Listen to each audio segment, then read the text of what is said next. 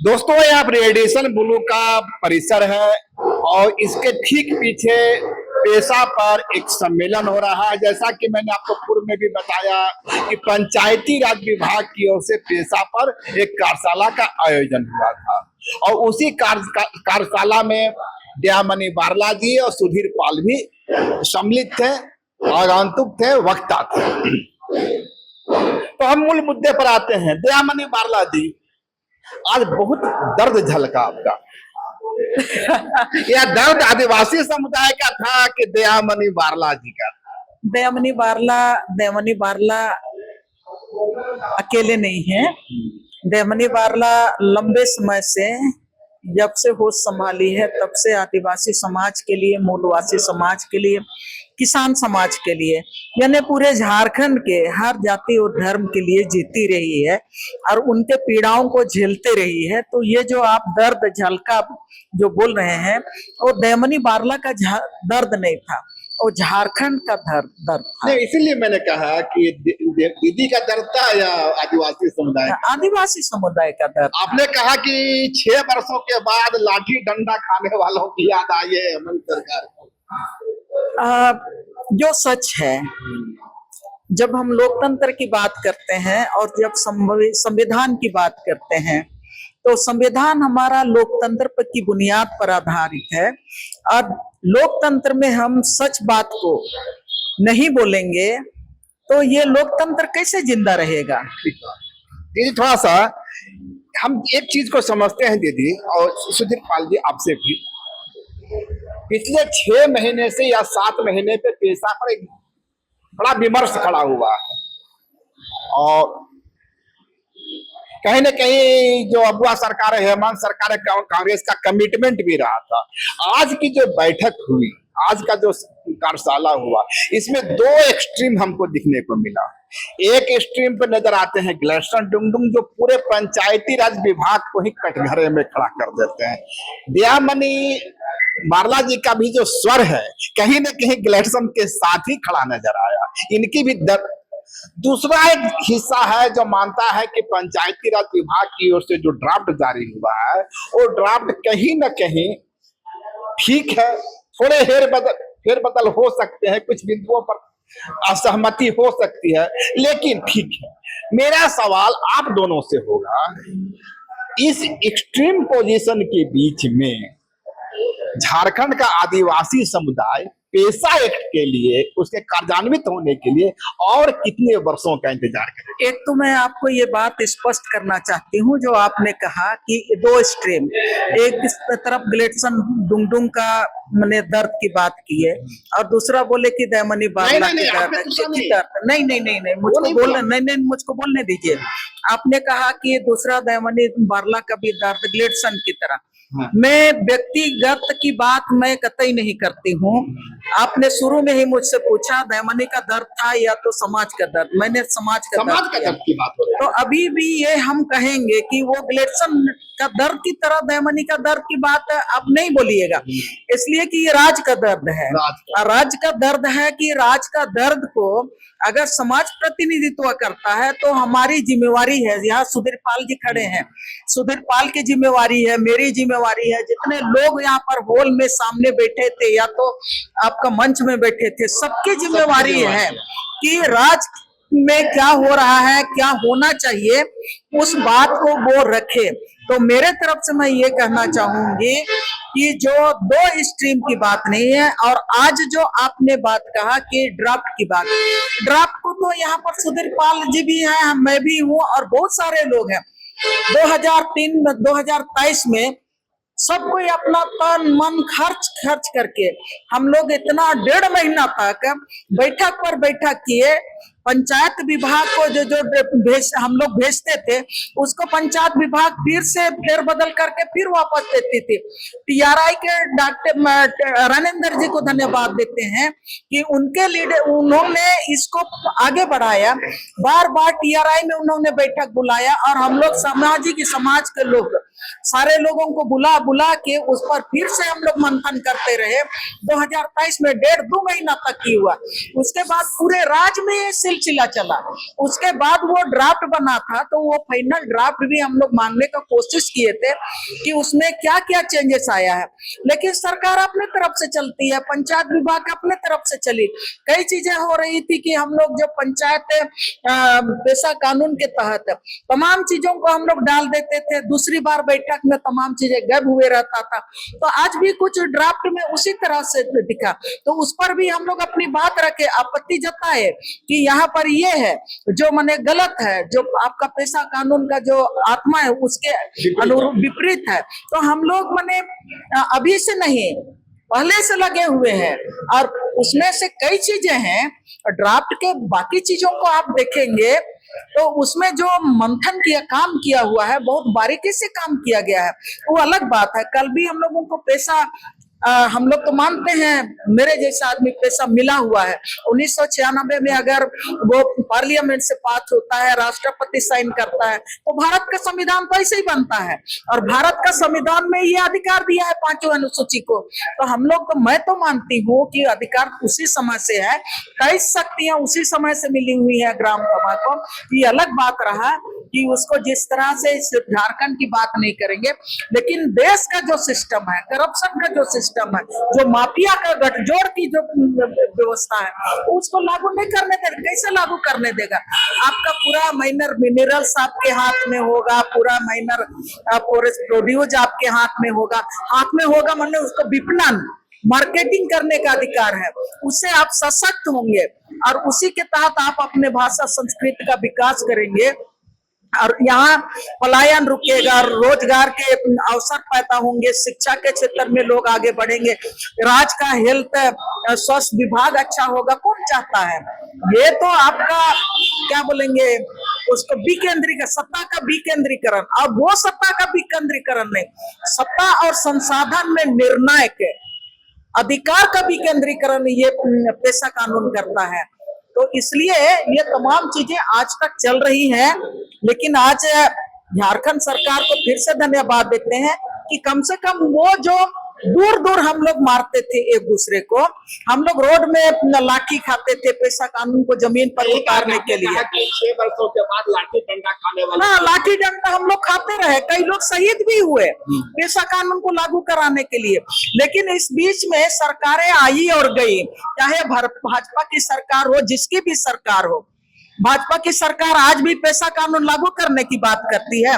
20-22 सालों में तो सबसे ज्यादा भारतीय जनता पार्टी ने यहाँ पर राज किया, लेकिन पेशा कानून को लागू नहीं होने दिया। तो हम ये कहना चाहेंगे कि आज कम से कम अबुआ सरकार ने एक अवसर दिया, ड्राफ्ट भी जब बन रहा था तो भी हम लोगों को एक मौका दिया कि सोचने और समझने का कि हाँ, हम लोगों को क्या डालना चाहिए, क्या नहीं डालना चाहिए। पंचायती राज अपना उसको हटाते रहा, हम लोग डालते रहे, और पहला इतना दिन के बाद 15 मई 2025 आ गए, आज संवाद करने के लिए हम लोगों को बुलाया। तो झारखंड सरकार को तो धन्यवाद देंगे। और 4 मंत्री यहाँ पर थे, चारों मंत्री ने लोगों का बात सुना, सरकार में सीरियसनेस है। चारों ने अपनी बात सुना, के राजू भी यहाँ पर मौजूद थे, सबने हम लोगों की बात को सुना और उसके बाद बोला कि ठीक है, देर हुआ है, जरूर ड्राफ्ट में खामियां हैं, लेकिन इंतजार करने के लिए बोले कि थोड़ा सा और, लेकिन पेशा का जो आत्मा है उसको हम लोग पूरी तरह से इस राज्य में लागू करेंगे, और ये राज्य झारखंड पूरे देश में एक मॉडल बनेगा। सुधीर जी, आपको ड्राफ्ट में क्या अभी भी कोई खामी नजर आती है जिसकी ओर इशारा किया गया है एक्टिविस्टों की? देखिए, निश्चित तौर पर एक तो हम सारे लोगों की समझ ये है, और ये एक ढंग से अच्छी भी बात है, जो बात अभी आप कह रहे थे। एक सहमति तो ये जरूर बनी हुई है झारखंड में कि सब लोग चाहते हैं कि पेशा लागू हो, है ना, किसी को इफ बट इसमें नहीं है। लेकिन निश्चित तौर पर अगर इतने सालों बाद लागू हो रहा है तो सारे लोगों की कोशिश है कि मुकम्मल ढंग से लागू है। जो कमियां हैं उस पर हम लोग चर्चा करें और कोशिश करें कि वो कमियां न रहें, है ना। तो इस दिशा में ये एक पहल जो आज हुई है झारखंड सरकार की तरफ से, ये निश्चित तौर पर सराहनीय। मैं इसलिए कहूंगा कि संवाद लोकतंत्र की आत्मा है, और ये संवाद भले आप हमसे सहमत हो असहमत हो, हम आप में कमियां ढूंढें, आपकी अच्छाई बताएं, ये सारी प्रक्रियाएं चलेंगी, लेकिन अंततः संवाद तो होना चाहिए। और ड्राफ्ट जो है, देखिए कोई भी कानून, कोई भी नियमावली कभी भी 100% परफेक्ट नहीं होता है। जब आप उसको व्यवहार में लाते हैं, प्रयोग में लाते हैं, तब आपको समझ में आता है कि अरे इसमें ये कमी रह गई, है ना। तो नियमावली का जो ड्राफ्ट है, जो मसौदा है, ये आज आपको अगर लग भी रहा है कि 100% ठीक ठाक है, तब भी मैं कहूंगा कि जब आप इसको लेके चलना शुरू करेंगे जी, तब आपको समझ में आएगा कि इसमें कई और चीजें जुड़नी चाहिए। तो ये जैसे समाज गतिशील है, तो समाज के लोग भी गतिशील हैं, और उनकी अपेक्षाएं, गवर्नेंस की अपेक्षाएं, ये सारा जुड़ी हुई चीजें हैं। तो निश्चित तौर पर जो ड्राफ्ट है उसमें कई कमियां हैं, लेकिन बावजूद इसके मुझे लगता है कि अब समय है कि इसको लेके चलना शुरू करना चाहिए। क्या अनुभव रहा? मेरा तो 30 साल का अनुभव। नहीं, आज की जो कार्यशाला हुई है, आज इसमें जो दीदी आज की जो कार्यशाला हुई, आपने पार्टिसिपेट किया, जो तमाम तरह की राय आई, उस राय से आपको क्या लगता है कि अभी ड्राफ्ट की खामियों को दूर करना चाहिए, या जो मौजूदा ड्राफ्ट है इसी के सहारे आगे बढ़ना चाहिए? देखिए, आज का जो अनुभव रहा, जो ड्राफ्ट जो दिया है कॉपी, तो वो तो मतलब अभी वो कॉपी तो पहले ही देना चाहिए, ताकि हम लोग को उसको पढ़ करके आज अच्छा तरीका से और रखे। तो इसीलिए अभी टेबल में रख दिया, वो भी डिमांड पर। हाँ, तो जैसे गिलेसन टुंडिंग जी रखे बात, दयामनी जी बात को रखे, तब लोग तुरंत दिया। इन लोग का बात रखने के बाद टेबल में तब लाके दिया, तो उतना में तो कैसे पढ़ेंगे, कैसे पढ़ा जा सकता है? उसको कैसे निकालेंगे? एक दो पॉइंट जो निकाले, उसमें जो हर चीज में सरकारी कर्मचारी को रखा है ग्राम सभा में, तो सरकारी कर्मचारी रखेंगे तो क्या आपका पैसा चलेगा, और आपका जो केंद्रीय कानून जो पैसा है, तो वो तो धज्जी उड़ा रहे हैं। तो इसीलिए कर्मचारी का जो ग्राम सभा में उसको जो दे रहा है आपका जो पद, हाँ, ग्राम सभा में वही करेंगे, कार्यान्वयन करेंगे, वो रहेंगे तभी ग्राम सभा होगा। सरकारी कर्मचारियों का ग्राम सभा में जो इंटरफेरेंस हो रहा है, इसको रुकना चाहिए। जेवियर जी, आप भी काफी ग्रासरूट पर रहते हैं, और एक आंदोलन भी चलता है आपका, फॉरेस्ट राइट। तो आपका क्या अनुभव है? ड्राफ्ट को आप किस नजर से देखते हैं? आज जो गोष्ठी हुआ, इस गोष्ठी के माध्यम से कई अच्छे सुझाव आए हैं। नहीं, अच्छे सुझाव भी आए हैं और कमियां भी रही।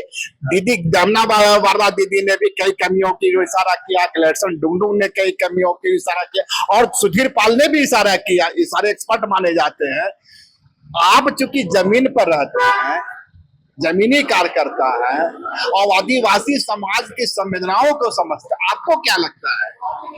नहीं, इसमें मेरा कहना है कि ऐसा जो कानून है वो स्वशासन के लिए, ठीक है, 5वीं अनुसूची 76 के लिए, और ये जुड़ा हुआ मामला है 73वां संविधान संशोधन का। उसमें विकेंद्रीकरण की बात है, गांव स्वशासन की बात है। तो 73वां संविधान संशोधन का जो उद्देश्य है, जमीनी स्तर का जनतंत्र को सशक्त करने के लिए, गांव गणराज्य को सशक्त करने के लिए, उसका मूल उद्देश्य जो 73वां संविधान संशोधन का, उसको इसमें शामिल करना चाहिए पेशा नियमावली में। दूसरा बात की पेशा कानून बनने के पहले दिलीप सिंह भूरिया के अध्यक्षता में भूरिया कमेटी बना था, और उसने पूरा आदिवासी क्षेत्रों का, अनुसूचित क्षेत्रों का सर्वे, रिसर्च, स्टडी करके वो भूरिया कमेटी रिपोर्ट बना था। उसमें बहुत सारे मूल जो सुझाव थे, उसको पेशा कानून बनाते समय पार्लियामेंट में उसको निकाल दिया। अच्छा। मेरा कहना है कि इसीलिए अभी जो का पेशा नियमावली बनेगा, उसमें जैसे राजू जी बोल रहे थे, इसमें अभी हड़बड़ी करने का जरूरत नहीं है। इस पर फिर से समाज के साथ कंसल्टेशन, और जो जहाँ पेशा जिस राज्य में नियमावली लागू हो, वहां के अनुभवों को इसमें शामिल करके एक पक्का पक्के एक ठोस बेहतर पेशा नियमावली झारखंड बनाना चाहिए, जो कि हमारे देश में अग्रणी रहे। जी, जब ये जिसकी ओर इशारा कर रहे हैं, दिल्ली में के राजू ने यदि उनकी भावना का हम बात करें, के राजू की भावना को हमारे शब्दों में कहें, तो उन्होंने पंचायती राज विभाग की भूमिका पर ही सवाल खड़ा कर दिया है। उन्होंने कहीं न कहीं रेखांकित किया कि पंचायती राज विभाग को आदिवासी समाज की संवेदना को समझना पड़ेगा। आदिवासी जो ये संघर्ष है, कॉन्फ्लिक्ट इसलिए है कि आदिवासी समाज समझता है कि जो गांव है इसमें जो संसाधन, इसमें हमारा हक है। सरकार समझती है कि मेरा रिसोर्स है, और उन्होंने बहुत स्पष्ट शब्दों में के राजू ने इसको रेखांकित किया है। तो कहीं ना कहीं तो कांग्रेस जो है वो तो लगता है कि आदिवासी समाज की जो संवेदना है, कम से कम के राजू, कांग्रेस की बात नहीं करे, के राजू कांग्रेस आदिवासी समाज की जो संवेदना है उसको समझ चुके हैं। देखिए, ये जो कार्यक्रम के राजू जी प्रभारी हैं, राष्ट्रीय स्तर पर आदिवासी जनजाति आयोग का भी वो पदधारी रहे हैं। उनको ये समझ में आता है कि आदिवासी समाज क्या है और उनका जल जंगल जमीन के साथ क्या रिश्ता क्या है, उनको वो समझते हैं। और यहाँ का प्रभारी होने के नाते जब से वो झारखंड में वो आ रहे हैं, लगातार वो क्षेत्र का दौरा कर रहे हैं, और झारखंड में जो चीजें वर्तमान में चल रही हैं, जो बहस में चल रही हैं, तो जनता और राजनीतिक पार्टी के बीच में ये संवाद होना चाहिए। इस संवाद को स्थापित करने में के राजू जी का बड़ा भूमिका रहा है, और ये बड़ा भूमिका रहा है। तो इसमें ये भी नहीं कहेंगे कि पंचायती राज को के राजू जी ने बिल्कुल खारिज किया, ये मैं नहीं कहा, खारिज नहीं किया, सवाल खड़ा किया, लेकिन ये कह रहे हैं सवाल खड़ा किया। और ये जो हम जब कहते हैं देश लोकतंत्र की बुनियाद पर खड़ा है, तो लोकतंत्र की बुनियाद पर खड़ा है, तो ये आपका झारखंड की सरकार भी लोकतंत्र की बुनियाद पर खड़ा है। तो यहाँ पर जो जनता ने अपनी बात रखी, जो शंकाएं रखी, जो भय रखा, और जो खामियां हैं पंचायती राज कानून ने जो ड्राफ्ट किया है, सब बातों को रखते हुए, लोगों की भावनाओं को देखते हुए राजू साहब ने जो बात रखी कि हड़बड़ाने की जरूरत नहीं है, और इसको थोड़ा सा और समय लेंगे, और जो पेशा कानून का जो आत्मा है उसके आधार पर ही ये तमाम चीजों को जो बनेगा, या तो कानून जो लागू होगा, जो नियमावली बनेगी, वो उसके आधार पर होगा। तो इसलिए मैं ये बात कहना चाहूंगी कि लोकतंत्र का यही तो खासियत है कि आप बड़ा पदाधिकारी हैं। 4 मंत्री आए, चारों मंत्री ने लोगों की बात सुने, और चारों मंत्री ने इसको माने स्वीकार करते हुए उन्होंने ये बात रखी कि आप लोगों ने जो भी सुझाव दिए हैं, सब सुझाव को फिर से हम लोग बैठेंगे और आगे भी संवाद होगा, और फिर वो राज पूरे देश में एक नमूना पेश करेगा। ये राज उस तरह का हम कानून व्यवस्था पेशा के तहत हम करेंगे। सही बात है, के राजू बहुत आराम से बैठे, सबकी बातें सुनी, सारे एक्टिविस्टों का राय सुना, मंत्रियों की बात भी उन्होंने सुना, और उसके बाद एक कंक्लूजन के साथ सामने आते हैं। उसके बाद हम देखते हैं कि जब मंत्री सामने आते हैं, दीपिका पांडे हो, शिल्पी नेहा तिर्की हो, और दूसरे जो मंत्री हैं रामदास सोरेन हो, कहीं न कहीं सारे लोग भी रेखांकित इस बात को करते हैं कि हड़बड़ी में गड़बड़ी करने की जरूरत नहीं है। इस ड्राफ्ट में खामी है, ये पहले सिरे से लोगों ने मान लिया। अब देखना यह होगा कि ये जो ड्राफ्ट है आगे कैसे बढ़ता है। कंसल्टेंसी की बात की गई है कि और भी मैंने शहर से हट करके गांव लेवल तक कंसल्ट किया जाए, गांव ग्राम सभा तक कंसल्ट किया जाए, पंचायत तक कंसल्ट किया जाए। तो मेरा सवाल यही दीदी कि क्या इसमें अब एक लंबा प्रक्रिया नहीं लगेगा? देखिए, लंबा प्रक्रिया की बात, लंबा समय तो हम लोग गुजारे हैं और हम लोगों में पेशेंस है। झारखंडियों की बात मैं कह रही हूँ, झारखंड की जनता में पेशेंस है। ये जंगल का लड़ाई लड़ते हैं, मैं भी पूरे जंगल जमीन की लड़ाई लड़ते हूँ। हम लोग अभी से नहीं, 28 साल हम लोग लड़ते हुए जीवन बिताए हैं। 1996 में पेशा कानून आया, तब से हम लोग पेशा के नियमावली पेशा के अधिकारों को जमीन पर उतारने का लड़ाई लड़ रहे हैं। कई हमारे शहीद हो गए, हमारे मित्र शहीद हो गए गिट्टी मिट्टी में ग्राम सभा को अधिकार देने के सवाल को लेके। तो जब आज 4 मंत्री के राजू जी सारे लोग, जब हम लोग एक साथ हम लोगों की बात सुन के उन्होंने कहा कि हाँ ये काम करेंगे, तो हम लंबा समय का जहां तक सवाल है, और कितना लंबा जाएगा, 6 महीना जाएगा, साल भर जाएगा, लेकिन अब वह सरकार रहेगा और अब वह सरकार के अंदर में ही ये तमाम चीजें लागू होंगी, ये पूर्ण भरोसा है। दीदी के चेहरे पर जो नाराजगी थी शुरुआती दिनों में, अपने प्रारंभिक उद्बोधन जब वहां कर रही थी, उस समय का दीदी का संबोधन, के राजू के भाषण के बाद का दयामनी बारला का संबोधन, देख लीजिए भाषा कैसे बदलती है। के राजू जी ने कौन सा जादू की छड़ी पिलाया, दयामनी बारला पूरी तरह चेंज। उन्होंने इतना भी कहा कि अनुसूचित क्षेत्र के लिए नया आदिवासी नया कानून भी बनाया जा सकता है। देखिए, सबसे बड़ी बात है कि जिस जेपीआरए को लेकर के गलेरसन डुंगडू में दूसरे लोग सवाल खड़ा कर रहे थे, के राजू ने कहा कि जरूरी नहीं है कि जेपीआरए ही आए, जेपीआरए समान क्षेत्रों के लिए था, है ना, तो नया कानून लेकर के आइए। तो जो आदिवासी समाज का एक बड़ी मांग रही है, उसे तो के राजू ने पहले ही स्वीकार कर लिया, और शायद यही कारण है कि दयामनी बारला के चेहरे पर मुस्कान है। मेरे चेहरे पर बहुत पहले से मुस्कान है। हम लोग तो इतना पिटाई खाए हैं ना, राज बनने के बाद 2015 नवंबर 2000 में राज बना, पहला पिटाई खाने वाला आपके सामने खड़ी है कि झारखंड में फैशन शो होने वाला था। हम लोगों ने तब भी यहाँ पर उस समय कैपिटल हिल था, कैपिटल हिल बोलते हैं अशोका होटल, जो पूरे झारखंड में सबसे बड़ा मैंने बिल्डिंग हुआ करता था, सरकार का सबसे बड़ा होटल के रूप में होता था। आज की तारीख में सबसे छोटा कंस्ट्रक्शन में सबसे छोटा जगह है। 6 दिसंबर 2000 को 15 नवंबर को राज बना, 6 दिसंबर को वहां पर फैशन शो होने वाला था। यही लोग ये चैलेंज किए कि ये झारखंड कंपनियों के लिए नहीं बना है, कंपनियों का कॉस्मेटिक चीजें बना बेचने के लिए नहीं बना है, और ये जो फैशन शो होने वाला है, ये कंपनियों को कॉस्मेटिक चीजें बेचने के लिए फैशन शो किया जा रहा है।